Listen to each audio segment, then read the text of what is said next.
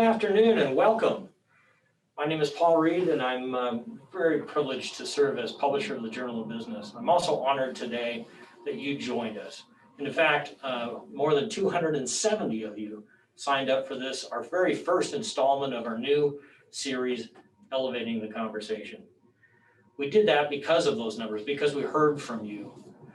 We heard from you the first time we launched an annual event that talked about how employers could help their employees in a better way and best places to work. We heard you again when we launched an event to talk about how we could get more women into leadership positions in our Women in Leadership program. And then we heard you when we launched our program that talked about how we could build a better talent base in Spokane and fill gaps. So we heard you over time and time again. You always told us through all of that you wanted a venue in which we could have important community conversations.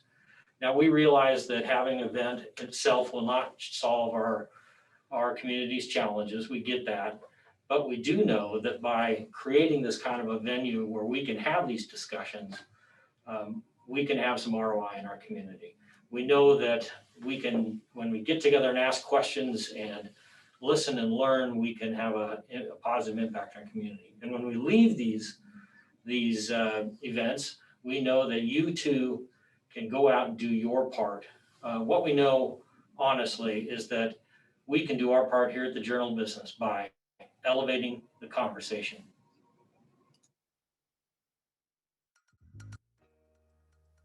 Business as usual is quite unusual in 2021. Some companies are busier than ever, endeavoring to keep up with demand. Others long for a return of a rush, of a full house, of the simple ability to stand shoulder to shoulder. The COVID-19 pandemic has changed the way we do business. Some of those changes may be permanent. Some may go away in the near future. Unfortunately, for now, there's a lot we don't know. The challenges are many, and not all of them can be blamed on a virus.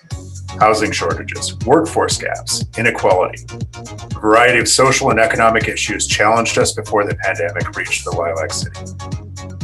But we are Spokane. We are Coeur d'Alene. We are the Inland Northwest. We are nothing if not caring, resilient, and resourceful. At the Journal of Business, we endeavor to keep you, our readers, informed on what's happening in your community. Our staff is dedicated to providing you with objective information on news and trends, with the goal of ultimately helping you to be more successful in your chosen path. It's time to go beyond sound bites. It's time for more depth than 140 characters can provide. It's time for elevating the conversation.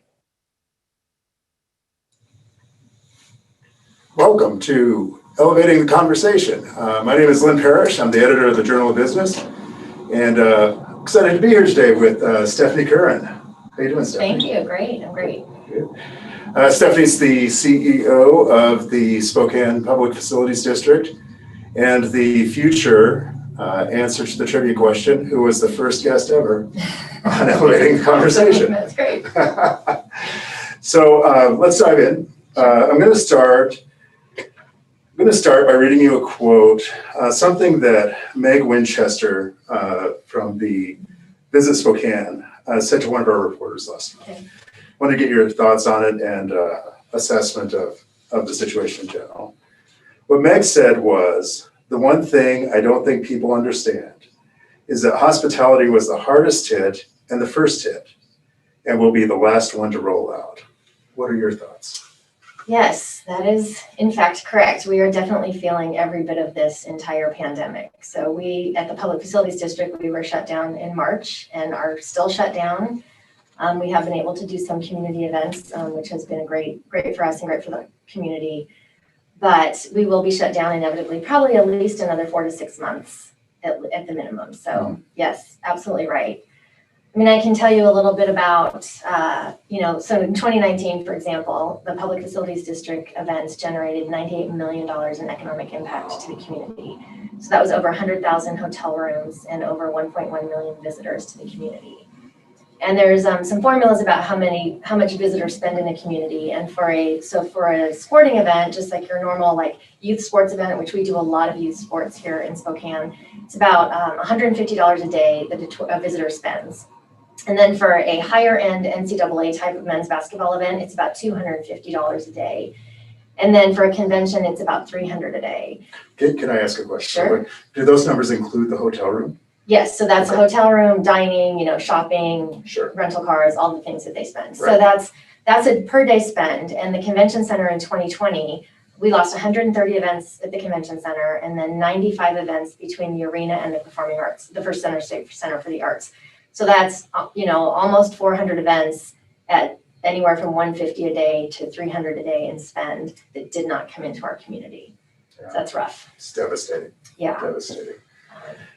I wanted to mention about 90 minutes ago, breaking news, the governor had announced that there was going to be some additional flexibility into the reopening requirements, and that a couple of the regions on the west side of the state had attained phase 2. I'd like to get your thoughts on that, but also I thought it was interesting that right before we come on here, there are some new rules announced, and that it encapsulates some of the moving targets that you're constantly challenged with in your profession. Yeah, and so, everything has really been indicative of the numbers, right? So every decision has been about numbers, and it's been a bit of a roller coaster. There have been times where we thought we were moving into a phase. There are times that we thought we were going to be able to open an event and have a certain number of people, a minimal number. I mean, there's at least 3 or 4 times this year that we have been ready to do something, and then the numbers have come in and they've not been good, and so the governor has had to change. So prior to COVID, the hospitality industry was the biggest employer in the state of Washington. That is certainly not the case now, but the biggest employer. There were, in Spokane alone, there's 30,000 hospitality jobs. So about 19,000 of those are hotel and restaurant jobs, and then another 10 in retail. Just within a mile of downtown, there's 10,000 retail jobs. And so that's 30,000 jobs. And then we have had, through September, 130 restaurants have closed. So that's about 10,000 jobs right there. So I know those are kind of crazy numbers and I won't do any more numbers, but those are just kind of what paints the picture of really the volume of jobs that are being lost in the community. And if you think about hospitality workers generally are on the lower economic end of the spectrum, right? So a lot of them have multiple jobs just to make it on a normal time. And so now they've maybe lost one or probably both of their jobs. And so they're really being hard hit. So any movement forward, so it's exciting to hear that the governor has reassess the phases, because the way they were was going to be very difficult for us to get to all 4. That 10%, I think the trickiest one was getting to 10% of positive cases, when most people that are getting tested, I'm assuming, are sick and or have been exposed. So I thought, how are we ever going to get to that number? So that is very good news there. I know that I think the west side actually meets the criteria now, so they'll move into phase 2. We are not quite there yet. But any movement forward is positive. Something that we've heard from people in a variety of industries, which is just because we're closed doesn't mean we don't have costs. I've heard it from school superintendents and fitness club owners and that sort of thing. What has been your experience? Yeah, so I have a really good lesson for everybody on that. So obviously our buildings are extremely large, and we have about 500 toilets. And I mean, if we're going to go to toilets, we're already at toilets. Yeah, let's get to toilets. We have about 500 toilets amongst our venues, and there's a river between our campuses. So we have the downtown campus with the convention center and the performing arts center, and then the arena. And we were aware from the beginning that toilets need to be flushed on a regular basis. So when you are open and you're having events, they don't need to be flushed necessarily every day, but when you have an event at the arena, you think that one toilet's flushed many, many times. And so it keeps the water moving through. I've learned so much. There's a giant, the city water pipe, and then that comes in, and then there's a smaller pipe, and then there's other pipes. And so all this water is sitting in these pipes for a year. It starts to oxidize, there's minerals. If the toilets don't get flushed, the minerals kind of form and so we knew all this, and we thought we were prepared, and we're trying to keep up on it. But we are at a limited staff, and we have other things we have to keep, maintaining in the buildings. And so it was like overnight, all of a sudden we didn't have control over it. And it was over $14,000 to have all of our toilets cleaned back to the back to the way they needed to be. And then we had to have a toilet plan. And so we now Sure. at the PFD have a written toilet plan where we're actually flushing the toilets and we have a whole system. And then actually not just the toilets, but we're also flushing the main water line that comes into the building. So Right. it's a good lesson. A hard lesson, Yeah. but a good one. Yeah. So, what in terms of other costs? What do you have with the facilities? I mean, you can't just turn the heat off altogether. No, and we self-insure for unemployment. And Yeah. so I'm actually still paying all of my staff. So I have staff that is furloughed and I have staff that are on work share. So part of their, if they work some hours, we pay them and then the rest is unemployment. So I have about $250,000 a month just in payroll and benefits. And then one of my personal goals was to be able to keep my staff as long as possible, and if I could pull it off, to keep them in benefits, because the last thing I wanted to do was take away someone's benefits during a pandemic, right? Sure. So we've been fortunate there. We had really strong years. Actually, 2019 was the strongest year in the history of the PFD. So we were coming off of a really good financial situation. So $250,000 a month in payroll. And then my Avista bill is about $40,000 a month, even though we're completely shut down. Sure. You know, you still have to have some systems going. And then 24-hour security. We have security on both campuses. And I looked at potentially even cutting that back, but we also have fire suppression systems that they monitor. So we just couldn't. So I've gotten it down to around $300, $350 a month, which is a lot lower than when we're open, but still $350 a month, you know, a lot of money. Yeah, it sure is. It sure is.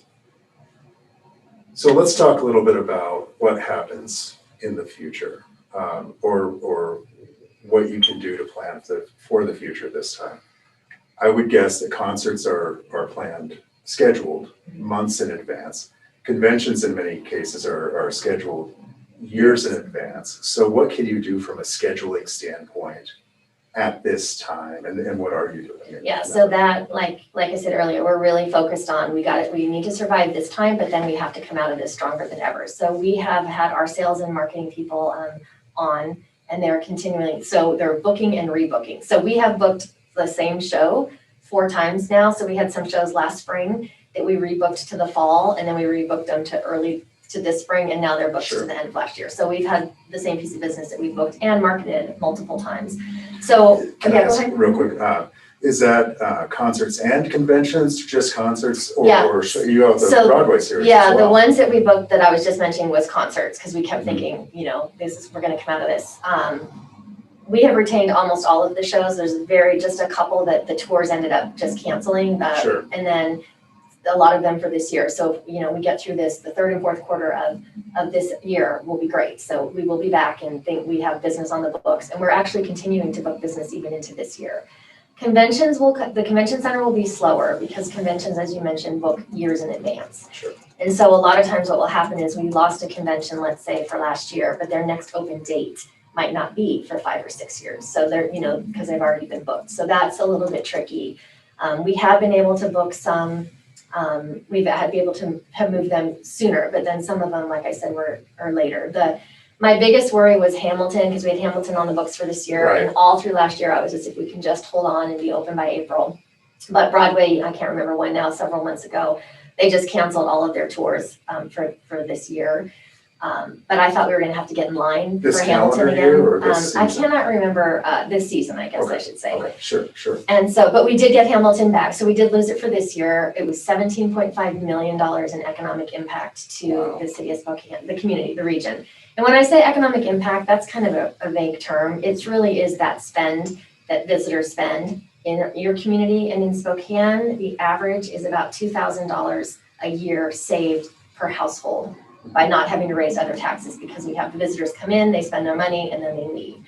And so when you hear $17.5 million that would have come into your community, but we didn't get it. But Hamilton is on the books for next year, so it'll be back. And Hamilton we had already sold, I think it was 8,600 tickets.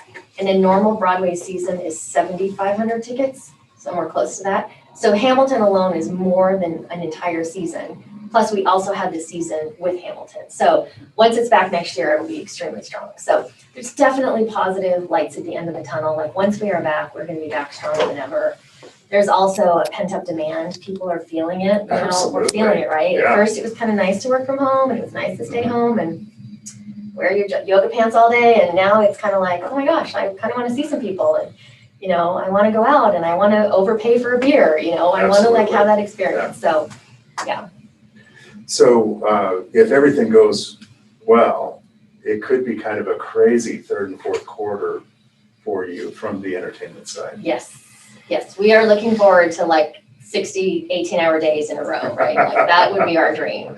We had a little taste yesterday, we opened the vaccination clinic yesterday. Right. And it's kind of like, that's like a massive event, right? It Sure. is definitely a medical event, but it is even equally a massive arena event, crowd management type of event. We had to deal with traffic, we had to deal with security, we had to deal with lines, all the things that we normally do. So Sure. It was actually kind of exciting. I bet. Yeah. I bet it was. We've touched on this a little bit, but is there any more that you'd have to say about the timeline for bringing events back? And more specifically, is there a transition time? In other words, do you foresee a time where we'll have events but not 100% capacity? Yeah, I definitely expect that it will happen in phases, just similar to how everything else is going in phases. I would definitely say, it's difficult to do events without fans. We've talked, Sure. with the Spokane Chiefs about could we do Chiefs games without fans? But really, most of we do such a great deal for the Brent Sports and Entertainment. We have such a great partnership with them that I make up all my costs on the ancillary revenue, parking Sure. and food and beverage. So to do an event without fans is very difficult on us financially. However, could we do a 25% capacity? For sure. We would love to be able to, that would be about 2,500 people in the arena. It's not ideal, but we are at the point where we're just like, let's get back to work and let's get things going again. And my sales team has partnered with Visit Spokane sales team, and they are working together and booking conventions. Actually, Visit Spokane has even moved into the convention center offices, so we're kind of all in there together. Interesting. I didn't know It's still hybrid, where some are Sure. working, you work from home, and then you're in the office sometimes. So we've done a partnership there. I think we'll see a lot more of that kind of collaboration moving forward in all industries, where people will start, sharing resources and working together a little bit more. It's definitely going to be required to get us all out of this. Absolutely. During that transition time, are there certain events that are going to be easier to do than others? So the arena and the First Interstate Center for the Arts, they will come back definitely quicker for sure. It's a process. Concert tours have to be rerouted. It's not like you can just say, okay, we're open on May 1 and then you can have concert. Come on in, Cher. Yeah. Yeah, exactly. So, that's going to take some time, but those tours are already being planned, and we're actually holding dates, like I said earlier. So that will be easier. Conventions, as we talked about a little bit, they book further in advance. And also the large gatherings, it's going to take some people time to get comfortable with being, in a large, traveling. So conventions, most people are traveling from across the country. They might be on a plane for 3 to 6 hours. People are going to have to get comfortable with that whole aspect of travel and being in a large room. We can certainly socially distance, open. That's how we plan to do it is, they'll definitely be getting more space than they needed and socially distance. What's really beneficial to Spokane is we are definitely more of a drive market than like a larger city. So if you think about our region, you can drive here from a lot of places. And Visit Spokane has a great campaign, the Room to Roam, where that's what we have here, right? Even at the convention center, if you're in a meeting, you're right on the park. Centennial Trail is right there. If you're in between meetings or walking near your hotel, you can get some fresh air. You can be out and about. Our city is walkable. So I think I know that we're going to have a better shot at regaining our momentum than a larger city out of the gate. One that relies more on airfare. Airfare and like larger, like a Seattle, that their conventions are 10,000 people, whereas ours might be 2,000 people. Sure, so sure. Those smaller groups are going to come back quicker. I think there'll be hybrid meetings for a while, but I think the Zooms and all the virtual platforms that we've had have been great, and they have saved us. But we are ready to. I cannot do any more Zoom. How many Zoom meetings can you really do in a day? We've all had days where it was all day. It's exhausting. And so I think that the hybrid thing is great, but I think people are going to definitely be ready to, especially at a conference. All this stuff, it all happens outside of the meeting room, right? It's your relationships and networking and talking to your colleagues about solving different problems or what they see happen. That's where you really get the benefit, I think, of a conference. So I think people will be anxious to get back. Absolutely. That's definitely been my experience with conferences. You had mentioned the podium, Sportsplex, earlier, and I was just curious to know, construction, you broke ground on that before there were even whispers of a pandemic. Yes. And construction's going full force as we're in the depths of the pandemic.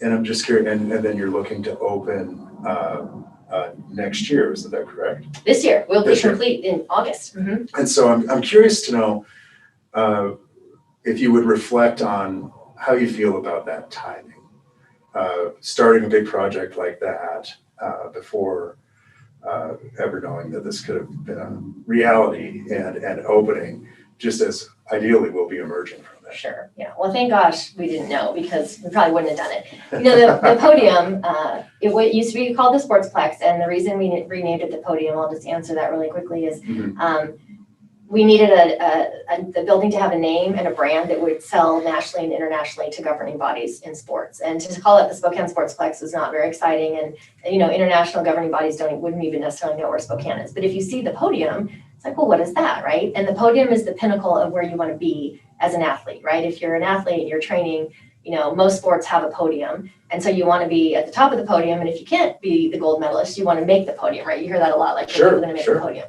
So we wanted our building and we wanted our brand to be that this is the pinnacle where you want to be. This is the track that you want to run on. This is where you want to break records. This is the destination you want to come to. And then, of course, the building sits on top of a natural giant basalt rock. And if you're in the park and you look up, it's like its own natural podium. So it has kind of a double meaning. It took about 15 years to make this happen. It was kind of like stop and start, and can we make it happen? And then finally it all came together. The funding came together, the land, everything, the timing was great. And we kicked off the construction. Fortunately, because it is a public project, it was not shut down ever during the pandemic. It has created these jobs, these construction jobs. I mean, hundreds and hundreds of jobs just on this project alone, and all the union trades that are working in that building. And the best part now is we are going to be able to open and start in 2022 will really be our kickoff. Track season is December to March. And so our first real track season will be a year from now, right about the time we really need an infusion of money into our community. And what's important about the podium is it's the only venue of its type on the West Coast, west of the Mississippi, actually. So we're going to bring indoor track and field to the West. So it's a whole new market of business that was not coming here, you know. And then the other business that we've had, like the PNQs and the middle school basketballs and wrestling, those will stay in the convention center and then also grow. So they'll be in the podium and still also in the convention center. Some events will just move to the podium, but others will grow. And so it's a great, some people think, oh, was that good timing? It's actually the best timing possible. Good. You know, yeah. Good. That's fantastic news for us. Yeah. As a community. What would you say I don't mean to put you on the spot, but what would you say is selling better at this point between the convention center, the entertainment venues, and the podium? What is actually selling better, do you say? Yeah. Well, where do you see the most buzz or activity? I would say definitely the concert side. You know, concerts, artists are ready to go out, right? They're ready to be back out on the road. You've got the more seasoned artists that have been around for a long time don't necessarily need the money as much, but you've got some, newer artists that were just kind of up and coming. And so they're kind of like ready to get out there and they want to keep their momentum, right? It's such a crazy business. So I will say that what's really going to be helpful too is the Climate Pledge Arena that is about to open over in Seattle. It's owned by Oakview Group, which is a kind of a concert promoter there, partnered with Live Nation, really a strong leader in our industry. And they also own the NHL, the Kraken NHL team. So having them come into our state, actually we are in conversations with them about a partnership that they're interested in partnering with Spokane because they see Spokane as a really kind of up and coming city. And right now artists generally tour about 40 dates a year, and they're thinking they're going to have to do about 60 dates a year in order to make up for this year and a half that they've been shut down. And where they'll be looking is the second tier cities, which is what we are. So there's a very strong, there's a very, very strong, stronger than strong chance that we're going to develop a partnership with them where they would work us into their routing of tours. So we'll be able to, the bigger acts that we haven't been able to get in Spokane, the pop acts, a little more hip hop, maybe some of the rap that we haven't been able to get here. we'll be able to venture into that world. So it's Interesting. very exciting. Yeah. It sounds like there will be some news along those lines as well. Yes. Mm-hmm. Well, Stephanie, I sure do appreciate your time today. Yeah, Thanks thank for you. coming in and talking to us about what's going on in your industry. It's going to be a vital part of our recovery, just to see it come back full strength. Yeah. Hopefully, this year.